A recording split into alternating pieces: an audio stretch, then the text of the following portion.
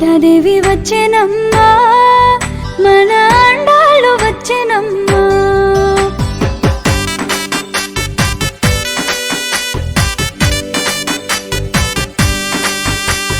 గోదాదేవి వచ్చెనమ్మా మన అండాలు వచ్చెనమ్మా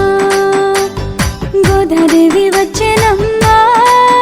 మన అండాలు వచ్చెనమ్మా మన అండాలు వచ్చెనమ్మా